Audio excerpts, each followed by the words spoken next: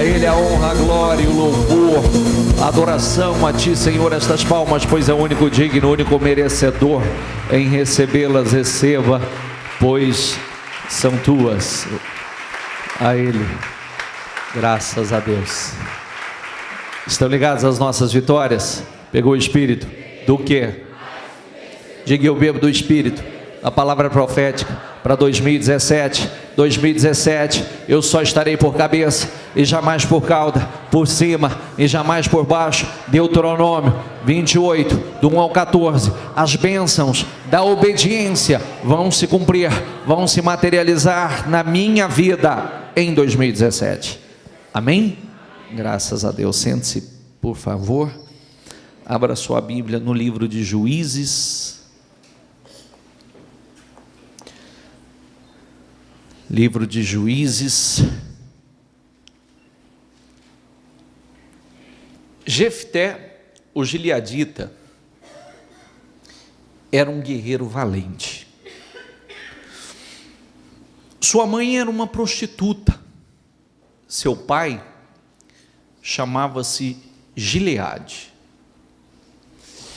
A mulher de Gileade também lhe deu filhos, que quando já estavam grandes, diga comigo, expulsaram Jefté, dizendo: você não vai receber nenhuma herança de nossa família, pois és filho de outra mulher.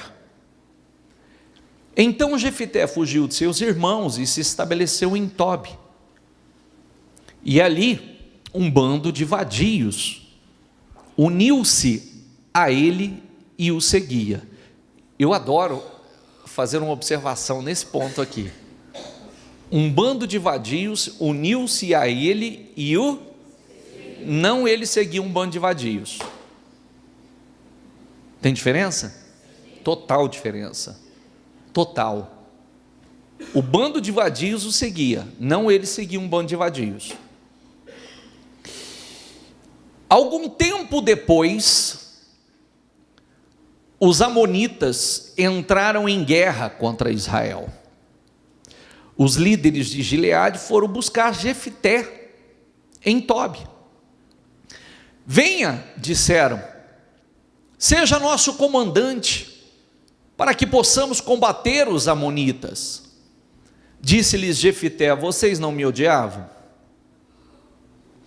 E não me expulsaram da casa de meu pai? Por que me procuram agora, quando estão em dificuldades? Apesar disso, agora estamos apelando para você. Responderam os líderes de Gileade: venha conosco combater os amonitas, e você será o chefe de todos os que vivem em Gileade. Jefté respondeu: se vocês me levarem de volta para combater os amonitas e o Senhor os entregar a mim, serei o chefe de vocês? Os líderes de Gileade responderam: o Senhor é nossa testemunha, faremos conforme você diz. Assim Jefté foi com os líderes de Gileade, e o povo o fez chefe e comandante sobre todos. Ele repetiu perante o Senhor em Mispa todas as palavras que tinha dito. Primeiro ponto importante: olha como é importante a pessoa realmente confiar em Deus. Aqui tem várias lições incríveis. Primeiro é o exemplo daquele que tem tudo para não ser nada, tem tudo para não ter futuro algum, futuro comprometido. Como você meditou comigo, leu comigo, o filho de uma prostituta, filho de um relacionamento errado, numa época que, se hoje ser filho de uma prostituta o negócio já não é bom, não é um bom negócio, imagine naquela época, como seria a discriminação e etc. Foi expulso pelos irmãos do meio: você não vai herdar nada que é de nosso pai, some daqui. Saiu, foi embora para um lugar distante, mas permaneceu. Você vê que Deus viu algo especial no coração de Jefté. Você vê que homens vadios se uniram a ele, não foi ele, os homens vadios seguiam a Jefté, até que Deus o justificasse. E quando os amonitas atacaram esse povo, eles correram para buscar socorro, ajuda em Jefté. Deus justificando. E uma coisa importante, você vê que a obra de Deus, quando vale a pena confiar em Deus, né? Aqueles que estavam brigando por um pedacinho de herança, agora Deus honrando e fazendo ele líder de todo o povo, líder, cabeça sobre todo o povo. Amém, pessoal? Mas daí a vitória é outra história. Daí a vencer, estabelecer a vitória é outra história, bastante diferente. É por isso que a pessoa tem que aprender a consagrar a sua vida e tudo que faz a Deus. Olha os passos que ele deu. Jefté enviou mensageiros ao rei amonita com a seguinte pergunta: que é que tens contra nós, para teres atacado a nossa terra? O rei amonita respondeu aos mensageiros de Jefté: quando Israel veio do Egito, tomou as minhas terras, desde Amon até o Jaboque, até o Jordão. Agora, devolvam-me essas terras pacificamente. Jefté mandou de novo o mensageiro ao rei amonita, dizendo: assim diz Jefté: Israel não tomou a terra de Moabe, e tampouco a terra dos amonitas. Quando veio do Egito, Israel foi pelo deserto até o Mar Vermelho, nós falamos sobre isso outro dia, e daí para Cádiz. Então Israel enviou mensageiros ao rei de Edom, dizendo: deixa-nos atravessar a tua terra. Mas o rei de Edom não quis ouvi-lo. Enviou o mesmo pedido ao rei de Moabe, e ele também não consentiu. Assim Israel permaneceu em Cádiz. Em seguida os israelitas viajaram pelo deserto e contornaram Edom e Moabe. Passaram a leste de Moabe e acamparam do outro lado do Arnon. Não entraram no território de Moabe, pois o Arnon era sua fronteira. Depois Israel enviou mensageiros a Seom, rei dos amorreus, em Esbrom, e lhe pediu: deixe-nos atravessar a tua terra para irmos ao lugar que nos pertence. Seom, porém, não acreditou que Israel fosse apenas atravessar o seu território. Assim, convocou todos os seus homens, acampou em Jaza e lutou contra Israel. Então, diga comigo: o Senhor, o Deus de Israel, entregou Seom e todos os seus homens nas mãos de Israel, e este os derrotou. Israel tomou posse de todas as terras dos amorreus que viviam naquela região, conquistando-a por inteiro, desde Arnon até o Jaboque e desde o deserto até o Jordão. Agora que o Senhor, diga comigo, agora que o Senhor, o Deus de Israel, expulsou os amorreus da presença de Israel, seu povo, queres tu tomá-la? Preste atenção que isso aqui tem uma lição, tá? Preste atenção. Agora que o Senhor, o Deus de Israel, expulsou os amorreus da presença de Israel, que foi apenas se defender, que Deus deu essa vitória, que Deus entregou, queres tu tomá-la? Passa. Acaso, diga comigo, acaso não tomas posse daquilo que o teu Deus, Camus, te dá? Espera aí, o que o Deus de vocês dá a vocês, vocês não tomam posse? Nós não vamos tomar posse? Aqui, ó, da mesma forma, tomaremos posse do que o Senhor, o nosso Deus, nos deu. Olha que coisa incrível. Eu quero que você preste atenção, porque isso aqui tem uma lição incrível. Toda a leitura que nós fizemos, Gideão está dando um relatório, como foi que eles conquistaram. Eles não foram para tomar nada de ninguém. Eles pediram passagem, contornaram, evitaram confronto, evitaram guerra, mas os inimigos os atacou para destruí-los, e eles se defenderam. Naquilo que eles se defenderam, eles começaram num processo de conquistas, e mais conquistas, e mais conquistas, e Deus foi abençoando, e eles foram conquistando, e aí, passa tanto tempo, ninguém se manifesta, e agora aparece esse rei atacando e questionando, reivindicando aquilo que Deus havia entregado a eles. Ele diz: acaso não toma posse do que o teu Deus Camus te dá? Nós não tomaríamos posse daquilo que o nosso Deus nos entregou? Isso é mais ou menos aquela situação. Primeiro, tem uma lição aqui.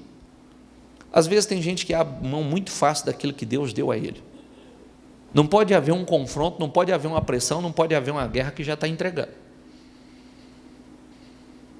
A conquista foi se defendendo, se defendeu e conquistou. Agora estavam tentando tomar aquilo que Deus entregou a eles, aquilo que Deus havia abençoado, aquilo que veio das mãos de Deus. E eles estavam tentando tirar de Israel o que o próprio Deus havia dado a eles. A colocação que ele faz é uma colocação interessante, né? Porque muitas vezes você já prestou atenção. Vou te dar vários exemplos. Isso aqui tem situações pessoais suas. Você já prestou atenção que quando você está no fundo do poço, quando você está vivendo uma vida desgraçada, humilhada, decadente, miserável, não aparece ninguém para te ajudar e te estender as mãos e dizer: vem cá, vamos comigo, eu vou te ajudar a sair dessa, eu quero te ajudar, eu vou orar com você, eu vou buscar com você, eu vou lutar com você, eu vou entrar numa corrente com você. Não aparece muita gente para poder, ou ninguém para poder te ajudar no momento de dor, de aflição. É verdade ou não é? Aí você pega firme com Deus, você começa a buscar a Deus, você começa a orar, você começa a fazer seus projetos, você abre mão de tempo de lazer, como muita gente agora, né? Como muita gente agora. Hoje, por exemplo, você está aqui, não está? Sim ou não? Quanta gente já está na estrada? Tem tudo é uma renúncia, tudo é um sacrifício. Você abre mão de dias de lazer, você entra no propósito, dia de jejum você está aí, você está orando, você está buscando, você está se dedicando a ouvir Deus falar com você, a receber as promessas de Deus e tomar posse das promessas de Deus, entra nas suas campanhas, e aí você começa a conquistar, você começa a prosperar, e você já prestou atenção que você conquista algo novo, você conquista um carro novo, você conquista uma casa nova, você conquista uma empresa, as suas conquistas começam a acontecer. Você já prestou atenção que já começa na sua própria família os questionamentos? Já prestou atenção nisso ou não? Sim ou não? Já começa na sua própria família os questionamentos? Já começam os questionamentos. Tem gente que acha que você não precisava disso, que você poderia, ao invés de estar gastando dinheiro com isso, com um carro novo, ou com uma casa, ou com sei lá o que, com aquilo que Deus tem te abençoado, que você poderia ajudar mais, ou fazer algo. Enfim, começam os questionamentos, cada um tem o seu. Espera aí, vem cá, acaso não tomas posse daquilo que o teu Deus, às vezes nem tem a mesma fé que você, né? Não toma posse daquilo que o teu Deus Camus te dá? Diga comigo, da mesma forma, tomaremos posse do que o nosso Senhor, o nosso Deus, nos deu. Se Deus tem me dado uma vida abençoada, se Deus tem me dado capacidade para conquistar, para ser cabeça, para estar por cima, para viver uma vida abençoada, eu não vou viver só porque isso te incomoda? Está entendendo ou não? Porque eu já vi pessoas, eu preguei sobre isso. Eu já preguei sobre isso. Às vezes a pessoa compra algo novo, começa a esconder da própria família. É verdade ou não é? Sim ou não? Eu não preguei outro dia sobre isso, que eu cheguei disso, é verdade. A pessoa deu testemunho que coisas tão pequenas como um liquidificador novo, ela estava escondendo da sogra. Porque a sogra não podia ter visto que ela comprou um liquidificador novo. Olha isso, gente. Olha isso. Era da nora, né? Isso, era da nora. Nora, sogra, tal, tá tudo aí. Não é verdade? Então, às vezes a pessoa, ela compra um carro novo, ela não sabe se ela fica feliz ou se ela fica triste. É verdade ou não é? Ela compra um carro novo, ela começa a andar igual bandido, escondido. É verdade ou não é? Estou falando demais, gente? Não, tudo que ela, parece que ela tem que começar escondendo. Porque se ela mostrar, parece que é um levante. Espera aí, eu não vou tomar posse daquilo que o meu Deus tem me dado? Eu vou abrir mão porque incomoda alguém? Eu vou abrir mão de ser uma pessoa feliz, abençoada, realizada? Eu vou sentir culpa porque Deus me entregou, Deus arrancou das mãos de alguém aí, não sei de quem. Se Deus tem confiado nas minhas mãos, tem me abençoado, eu não vou desfrutar? Porque tem alguns que se incomodam? Para pensar. Isso é para abrir a mente de alguns. Isso é para abrir a mente de alguns, inclusive dizer aqui, querido, é o seguinte, eu estou na igreja, assim, eu estou me dedicando a buscar a Deus, ouvir a palavra do Senhor, receber a direção de Deus. Quando você está saciando, alimentando a sua carne, eu estou em jejum. Quando você está preocupado só com lazer, eu estou parado, estou buscando a Deus, louvando a Deus, adorando a Deus e parando para ouvir o meu Deus falar comigo, receber a direção. Eu estou plantando uma boa semente para fazer uma boa colheita. Agora, porque te incomoda, eu não vou desfrutar daquilo que Deus tem me dado? Eu vou abrir mão daquilo que Deus me deu? Porque tem outra coisa, às vezes tem pessoas tentando tirar aquilo que Deus te deu, e se você não luta, você perde porque não lutou. Está entendendo o que eu quero dizer ou não? Isso pode ser um negócio, pode ser um cliente, isso pode ser um emprego, isso pode ser casamento. Eu não sei. Deus deu, mas agora Deus está querendo. Não é Deus. O que Deus deu, Deus não te tira. O que Deus te deu, Ele te deu. Agora, cabe você lutar, porque ainda que não seja alguém, existe um inimigo espiritual que veio para roubar, para matar e para destruir, que quer te roubar. Roubar a tua alegria, a tua felicidade, roubar a tua família, roubar o teu financeiro, roubar, devastar com a tua vida. Se você abre mão, se você não luta, você perde. Passa. És tu melhor do que Balaque, filho de Zippor, rei de Moabe? Entrou ele alguma vez em conflito com Israel e lutou com ele? Lembra quando Balaque foi contratar Balaão para amaldiçoar o povo de Deus, para que ele fosse à guerra e vencesse? O Senhor disse: você não vai amaldiçoar esse povo não. Pode voltar lá, você não vai amaldiçoar. Aliás, além de não amaldiçoar, você vai abençoar esse povo, porque esse povo é bendito. Contratou Balaão para amaldiçoar o povo quando ele estava passando por lá, de medo. Quando o Balaão estava indo para amaldiçoar, o Senhor disse: não, como é que você vai abençoar quem não, como você vai amaldiçoar aquele que eu não amaldiçoei? Como você pode amaldiçoar aquele que eu abençoei? Por isso que ele está falando aqui, você é melhor do que Balaque? Você acha que você pode mais do que Balaque? Essa também é a confiança daquele que vive uma fé de verdade. Seguinte, eu não quero problema com você, não quero briga com você, eu quero viver em paz. Mas diria a você, és tu melhor do que Balaque, filho de Zippor, rei de Moabe? Entrou ele alguma vez em conflito com Israel ou lutou contra ele? Durante 300 anos Israel ocupou Esbrom, Aroer e os povoados ao redor e todas as cidades às margens de Arnon. Por que não reconquistaste todo esse tempo? Por quê? Nada fiz contra ti, mas tu estás, diga comigo, cometendo. Lê lá. Meu amigo, você está cometendo um erro lutando contra mim. Eu não sou qualquer um, viu? Você está cometendo um erro. Essa deve ser a fé daquele que realmente anda com Deus.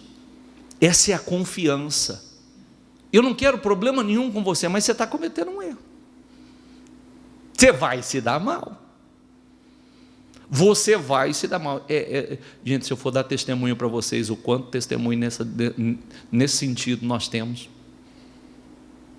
O quanto testemunho nós temos nesse sentido. Porque quando você realmente é de Deus, às vezes acontecem situações que é um levante, e esse que se une com aquele, é aquele que se une com aquele, e todo mundo se une contra você, e todo mundo se une para denegrir a sua imagem, para te difamar, para poder tentar te manchar de todas as formas, te derrubar, e daqui a pouco vira um alvoroço, e Deus começa a tocar um por um, todo mundo que estava unido, daqui a pouco está todo mundo destruído, e todo mundo inimigo de todo mundo. Sabia disso? Sabia disso? Todo mundo unido, daqui a pouco todo mundo inimigo, não sabe nem porquê. E todo mundo destruído. Todo mundo destruído. Sabe por quê? Existem pessoas. Posso falar uma coisa importante agora, gente? Eu vou te falar uma coisa importantíssima. Eu acho uma coisa incrível isso, o quanto o ser humano, realmente, quando ele abre o lugar para o diabo destruir a vida dele, o quanto ele se torna miserável, medíocre, quanto a sua mente se torna...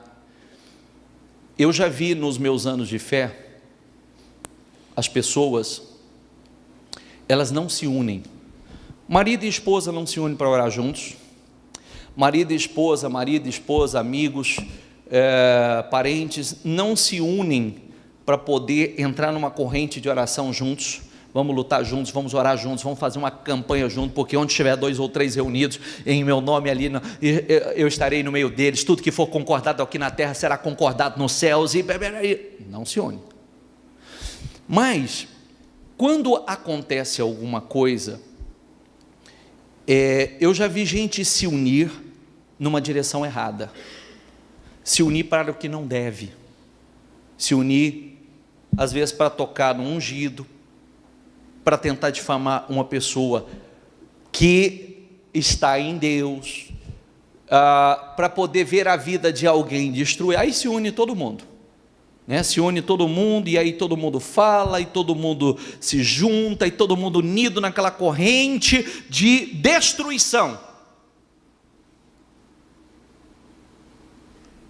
E isso é desde o tempo de Jesus. Os líderes da época de Jesus, eles se odiavam, mas para crucificar Jesus, eles se uniram. Sabia disso ou não? Sabia disso ou não? Sim ou não? Os líderes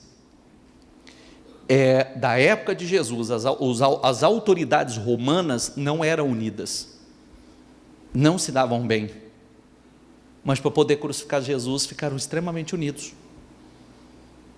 Num propósito errado, ficaram amigos. Amém, pessoal?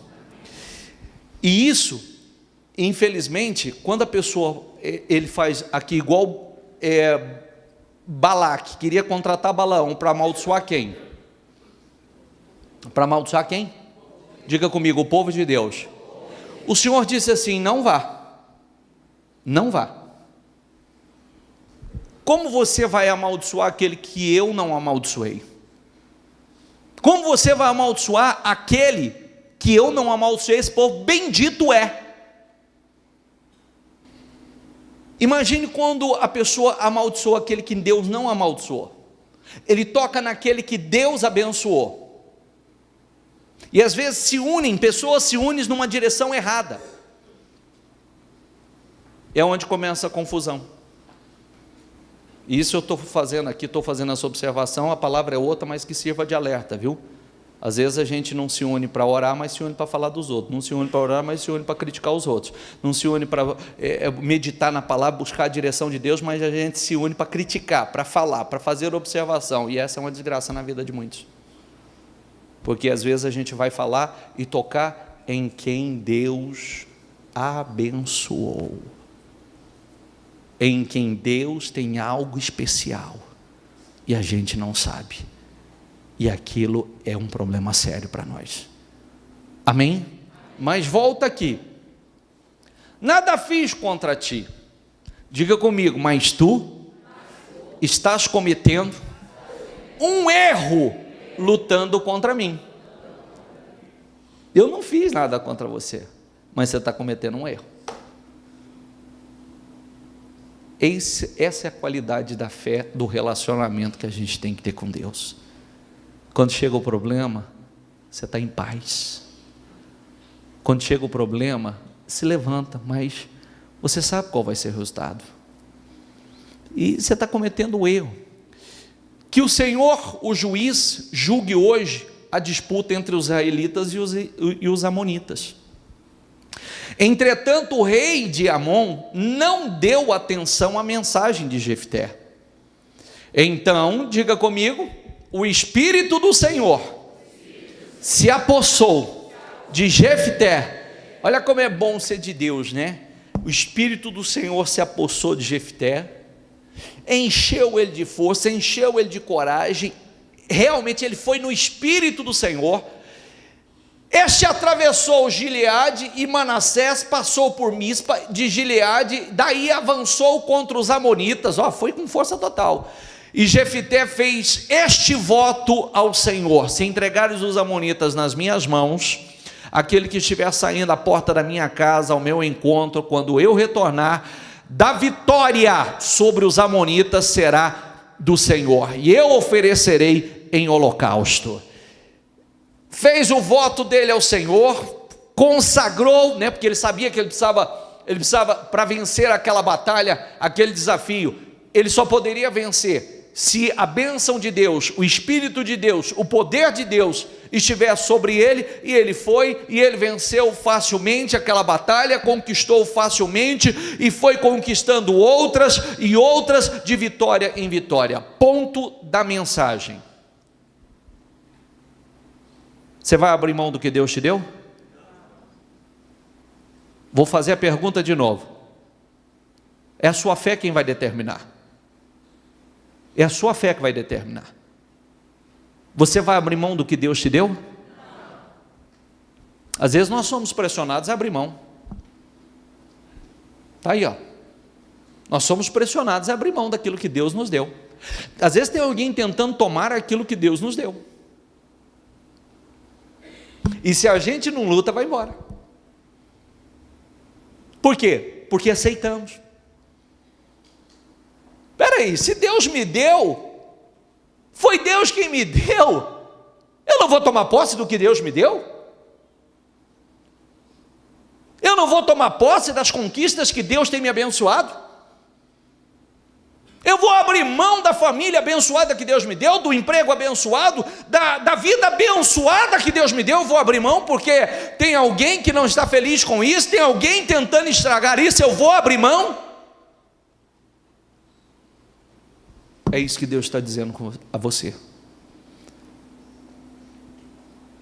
Há pessoas que estão vivendo exatamente isso. Seja pessoas, ou seja, o diabo por trás de pessoas, tentando tomar aquilo que Deus te deu, aquilo que é seu. E você não vai tomar posse, você vai abrir mão facilmente daquilo que Deus te deu? Sim ou não? Você vai abrir mão? Isso é uma decisão, isso é uma questão de fé. O que nós temos falado nas últimas semanas? Não vos conformeis com este mundo, mas transformai-vos pela renovação do vosso para que possais experimentar e comprovar a boa, diga comigo, boa, agradável e perfeita vontade de Deus. Você já viu que a coisa é tão maligna, tão desgraçada, que a pessoa, quando a vida dela vive uma desgraça, só perdendo, só sendo roubada, perdendo a vida familiar, uma desgraça, a vida financeira uma desgraça, andando tudo péssimo na vida dele. Quando algo começa a caminhar bem, aí é que ele fica assustado. Nossa, eu estou assustado, porque está tudo tão em paz, está errado, alguma coisa está errada. Você vê que o certo é errado na vida de muitos. Cadê a boa, agradável e perfeita vontade de Deus? Errado é viver sendo roubado, errado é viver o inferno, é viver envergonhado, é viver por cauda, é viver perdendo. Isso está errado. Agora, quando você está vivendo a boa, agradável e perfeita vontade de Deus, que as coisas estão fluindo na sua vida, que as coisas estão crescendo, andando, está tudo em paz, aí está errado? Você já prestou atenção nisso? Às vezes a pessoa fica assustado porque ele está vivendo. Ai, mas não sei, hein? Está tudo muito bom para ser verdade. Tem alguma coisa que certamente vai acontecer alguma coisa. Já fica esperando o errado ainda. Fica esperando o pior. Porque na mente de muitos o certo está errado, o errado está certo. Diga comigo, eu aprendi. Se não aprendeu, aprenda hoje. Se você tem buscado, se você tem caminhado na fidelidade para com Deus, aprenda, diga comigo, a esperar somente o melhor de Deus, porque o meu Deus é bom, a sua vontade é boa, é agradável e perfeita para a minha vida. Tem gente que vive esperando pior. Tem gente que vive esperando o pior e abrindo mão do melhor de Deus. E às vezes se levanta uma situação, se levanta problema, se levanta o diabo usando pessoas para tentar tirar o que é seu, e você abre mão facilmente, não luta. E na verdade, quando nós lutamos, está aqui, ó. E só mais uma observação: até hoje Israel luta para manter aquilo que Deus deu a eles. Já prestou atenção nisso? Ou não? Você assiste Jornal Nacional?